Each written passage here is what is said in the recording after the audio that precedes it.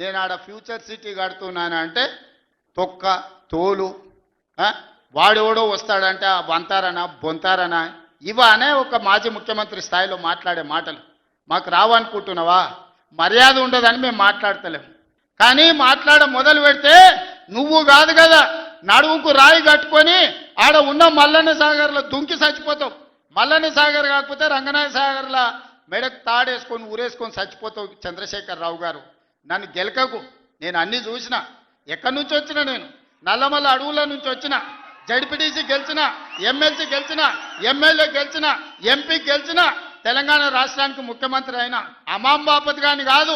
అక్కడి నుంచి వచ్చి అమెరికాలో అంట్లుదోమ వస్తే అయ్య పేరు చెప్పి మంత్రి అయినోని కాదు. ఊర్లో దుక్కి దున్ని కష్టమంటే తెలిసి రైతుల నుంచి వచ్చినోని రైతు బిడ్డను. నాతోని తమాషాలు చేయకు.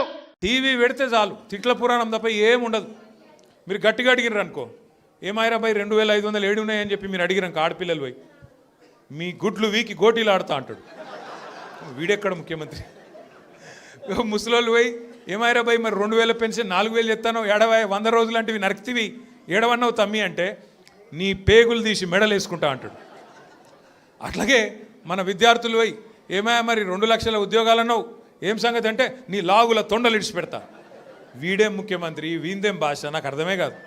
అరే 2 ఏళ్ళకి వెళ్ళి ఏం చేసినవారు అయ్యను అంటే లాగుల తొండలు ఇడుస్తా, మెడల బేగులేసుకుంటా, గుడ్లు వీకి గోటీలాడతా. నీ అమ్మ నీ అయ్య గీదా భాష?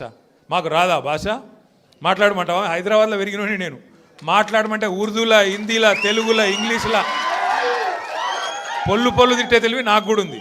మాకు కూడా వస్తుంది భాష. పర్వాలేదు, నీ అదృష్టం బాగుంది, ముఖ్యమంత్రి అయినా చేయి. రోజు ఏడుచుడు ఎందుకు?